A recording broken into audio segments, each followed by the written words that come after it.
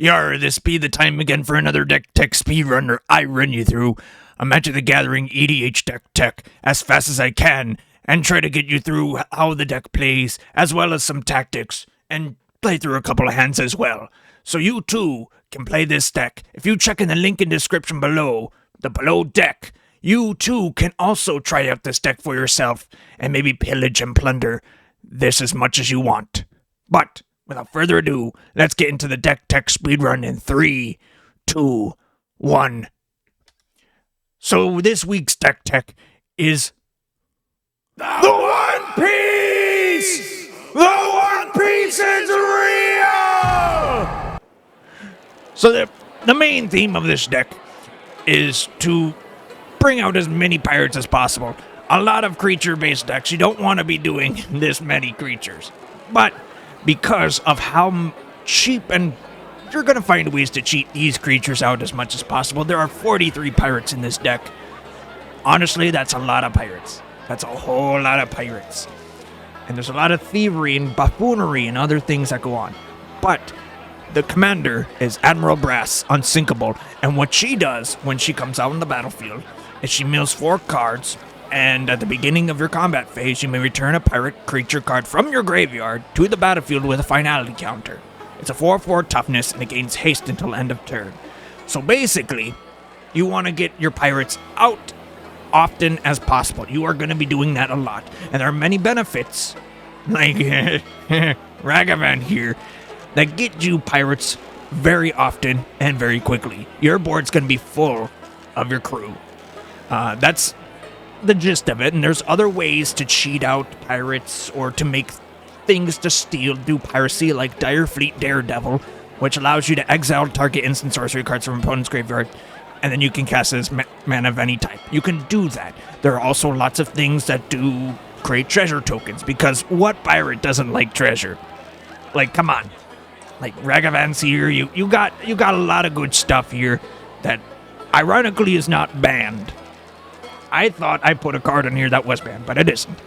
You got Black Market Connections, which just got reprinted numerous times, but it's pretty good for the deck if you want to do some very crazy shenanigans.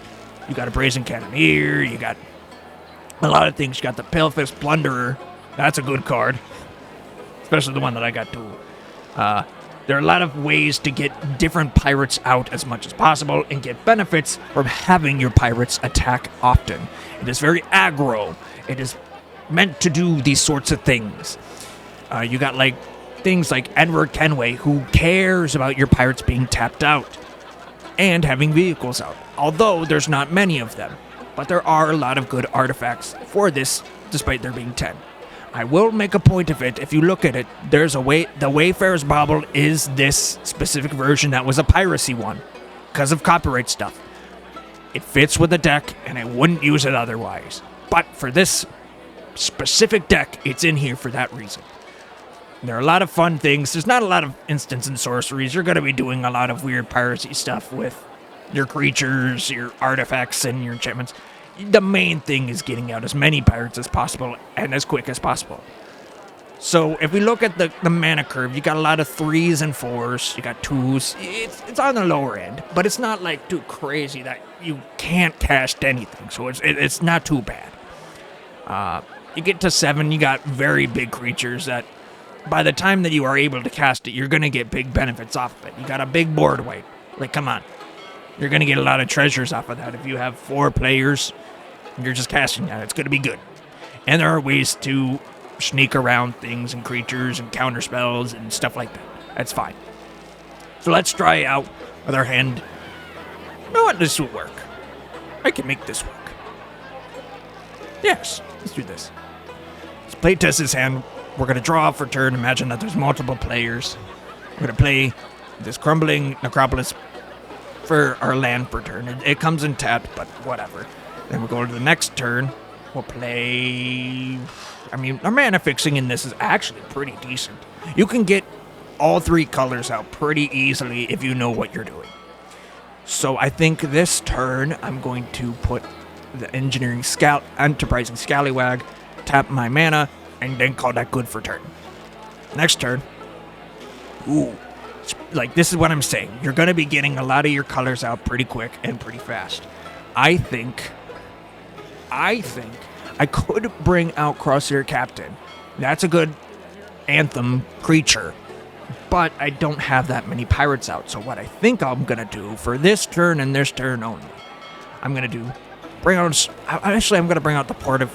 to get my mana fixing all there. Because I have a swamp that I can just play and it won't come in tap. So that's what I'm going to do. I'm going to do this. Just put the Buccaneer out. I'm going to reveal a pirate card. I'm just going to say, oh, look at this. Or pay 2. But that's fine. So next turn, play a swamp.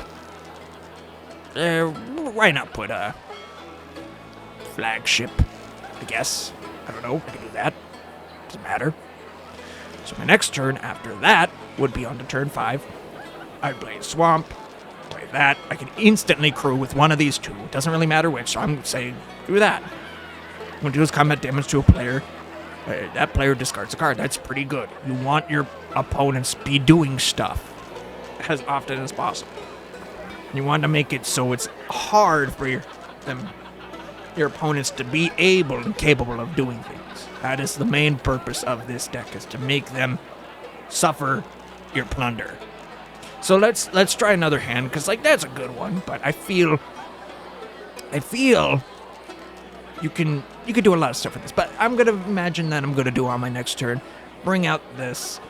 Ooh, that's actually pretty good. Yar. That's actually pretty good. If I bring a Corsair Recruiter, like you can steal one of your opponent's creatures. That's pretty good. That's stealing. Piracy. We love that. But I think what I will do, 1, 2. I don't have. Wait, do I have mana? Yeah, I have the mana to do it. So 1, 2, 1, 2, 3. I can bring out my commander, and then do 1, 2, 3, 4. Yikes! There's only one pirate in there, but that's the way it goes. So when I go to combat, that's a 4/4. When it does combat to a player, you may draw a card. If you do, discard a card. That's pretty good. That's pretty good. Like a lot of these creatures are going to be coming out pretty quickly from random places. You don't know where they're coming from. They may be coming from your hand. They may come from your deck. They may come from your graveyard. Maybe exile. Who knows? But you are going to be playing a lot of creatures as fast as possible. So let's do another hand. See if we can get something good, something different. Again, we got the Crumbling Necropolis. I think that's probably what I'll play for turn. And then go on to my second turn, my turn 2. I'm going to play a swamp. And then play this little feller. When it dies, create a treasure token. Treasure tokens are going to be happening quite a bit. Alright, yar. 2 more basic lands. I'm going to wait on that so I can actually get it out the right way. A pirate has 3... A pirate, you got to live by the pirate code. Stealing is good. But playing stuff incorrectly is not.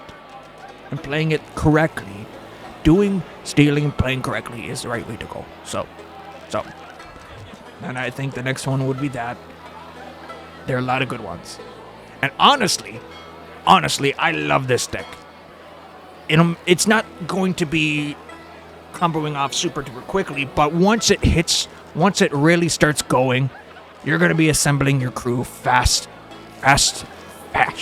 You are going to get a lot of pirates out. You're going to make your opponents be like, whoa, yar. That's me plundering.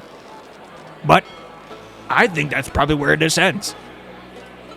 Yar.